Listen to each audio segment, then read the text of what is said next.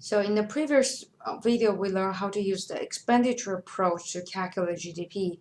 And then we know the GDP equal to the consumption expenditure plus the government expenditure plus the investment expenditure plus the net export, and we'll get our GDP. So now the question is, can we find another way to calculate GDP? So the answer should be yes. So think about, so when we talk about expenditure approach, so that it is conditional on people should have the money to afford the expenditure. So if you have $10, you can afford $10 product. If you have $100, you can afford $100. So which means besides considering expenditure to understand the GDP, we also can figure out based on the income to know what is the GDP for a nation. So that's what we're going to introduce in this section. In this video is about how to use the income approach to calculate GDP. So generally speaking, we actually gonna learn totally 3 different kind of income, and now I will give you some idea based on the 3 different income how we can figure out our GDP. So first of all, I have to spend a little bit of time to explain why income has to equal to the expenditure. So the total value of the market income must equal to the total value of the final output. So by tracking income in the economy, we can see for whom the output is produced. So look at this chart. So on the left-hand side is the one nation's expenditure. So it expanded in 4 different sections: consumption, investment, government purchase, and the net export. So the total value will equal to $16,800. And on the right-hand side is tracking on all kind of the incomes for different agents, for the individuals, for the government, for the suppliers. And so we can add all their salaries, wages, and a profit together. We also end up $16,800. So here's using the real data to show you that the expenditure approach and income approach should give you the exactly same amount of values.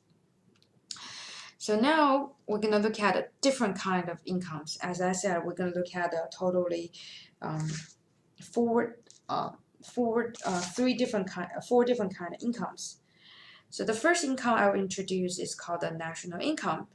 So the national income is the total income earned by the U.S. factor of the production. So when we talk about U.S. factor of the production, it has to be the net incomes. So which means you have to consider the depreciation. So that's why, first of all, we're starting from the net domestic product, which already considered depreciation of the value of the product. So then, based on the net domestic product, we add in the net foreign factor income, such as the foreign factories open in the United States and they contribute to the employment. So they are giving the worker salaries. So that's contribute to the net foreign factor income. So if we add the net domestic product to the net foreign factor income, and we will end up national income. So this is the first income you have to know. This is called the national income. So there are several adjustments that has to be made to national income in order to get our personal income. So this is our second income you need to learn, personal income. So first, from the national income, we have to subtract the indirect business tax, so which means each person cannot use the business tax, and minus corporate profits. So that's not belong to the personal; it's belong to the corporate. And also we need to minus the interest and the miscellaneous payments. Again, it's not belong to personal income. And also has to minus the social security taxes because you earn the income, but you pay the social security tax, so the tax itself cannot be consumed by the individuals. So you have to subtract the social security tax. However, you also have to add something to your national income. You need to add a transfer payments, such as you lose job, and for a couple of months you can get the money from the government. So that considered transfer income, transfer payment. So you can see you got money from the government. You can use the money to purchase a good. So that has to consider your personal income. And also your capital income, so such as you have the money put in the bank, you get an interest. You put in stock market, you get an interest. So also the interest come to your own account, you can use it to purchase goods. So it has to be considered as part of your personal income. So by subtracting and adding these 2 elements, so you will end up your personal income. So the personal income is the pre-tax income received by the households. So this is the personal income. This is the second income you learn. And the third income is called the disposable income.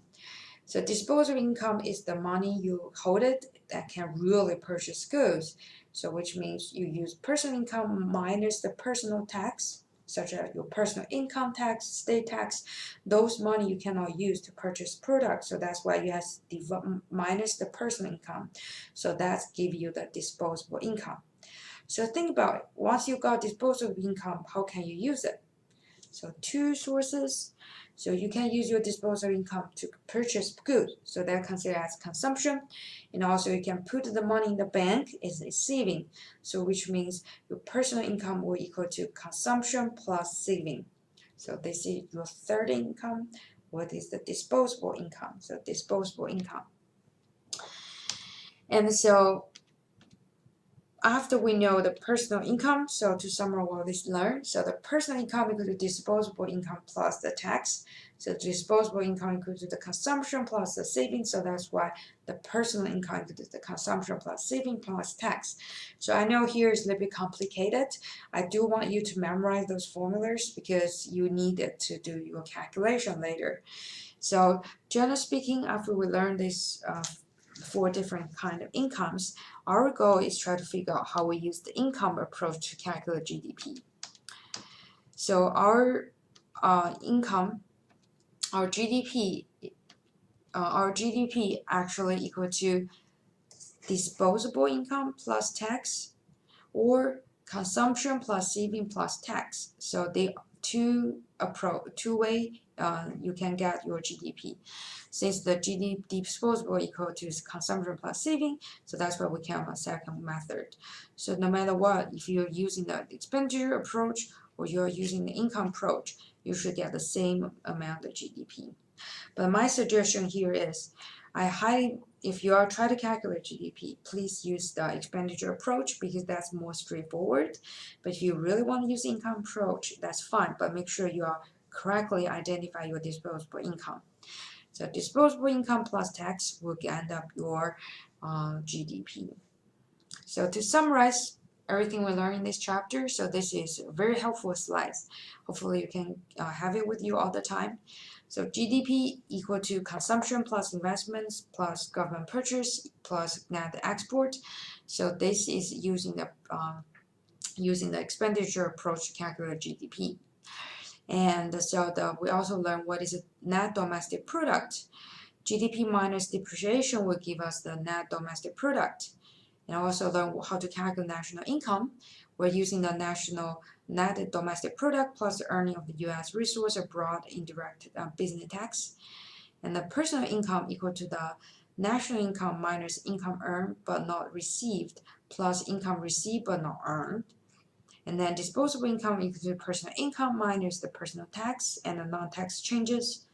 And the last one is the national income equal to employee compensation plus proprietor's income and corporate profit plus net interest plus rental income of persons. So a lot of formulas when you work on your homework, and make sure you will come back to review those formulas because it will be very, very helpful. And so that's the end of this chapter.